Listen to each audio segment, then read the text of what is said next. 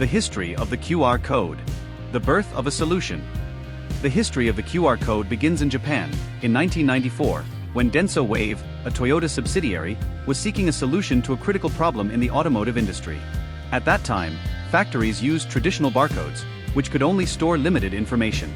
Since each part or automotive component needed to be identified, workers were forced to scan several codes on a single item. A slow, inefficient, and error-prone process. It was then that engineer Masahiro Hara and his team were given the mission to create a code capable of storing more data, being read quickly, and working from different angles. To reach a solution, Hara carefully studied visual patterns that could be recognized rapidly by scanners of the time. He realized that the combination of simple geometric shapes in two directions, vertical and horizontal, could multiply storage capacity compared to barcodes. The team tested hundreds of combinations until they arrived at the format we know today, with 3 squares in the corners of the code, which act as position markers to allow reading in any orientation. Hara was even inspired by Go game boards, which use black and white square arrangements, to design a robust, fast-reading structure. The result of this process was the QR code, quick response code, capable of meeting industrial needs and later conquering the world. The technical innovation. The QR code revolutionized information encoding because it is two-dimensional, meaning it stores data vertically and horizontally. This brought major advantages. High storage capacity, up to about 7,000 numeric characters or 4,000 alphanumeric.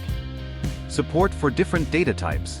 Numbers, text, URLs, special characters, and even Japanese kanji. Readability from any angle, thanks to the 3 reference squares in the corners. The robustness of the error correction system. One of the secrets of the QR code's reliability lies in its redundancy and error correction system, based on Reed-Solomon technology. The same used in CDs and DVDs. Here's how it works. During QR code generation, extra parity bits, called redundancy data, are added. They are not part of the original information, but allow the reader to reconstruct the correct data if part of the code is blurred, torn, or even partially covered. This intelligence makes the QR code an extremely reliable technology, adaptable to different contexts. The 4 error correction levels. The QR code has 4 correction levels, which can be chosen depending on the risk of damage to the code. Level L, low. Recovers up to 7% of data. Used in controlled environments. Level M, medium. Recovers up to 15% of data. The most common, ideal for packaging. Level Q, quartile. Recovers up to 25% of data. Recommended for logistics and industries. Level H, high. Recovers up to 30% of data. Used in critical situations, such as billboards exposed to weather. This flexible system is what allows QR codes to be read even when part of the image is damaged, greatly increasing their reliability compared to common barcodes. The decision that changed everything.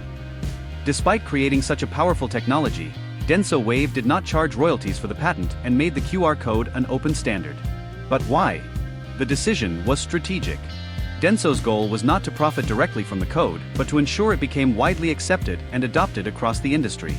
The more companies used QR codes, the more efficient parts and process management would become, indirectly benefiting Toyota and its partners.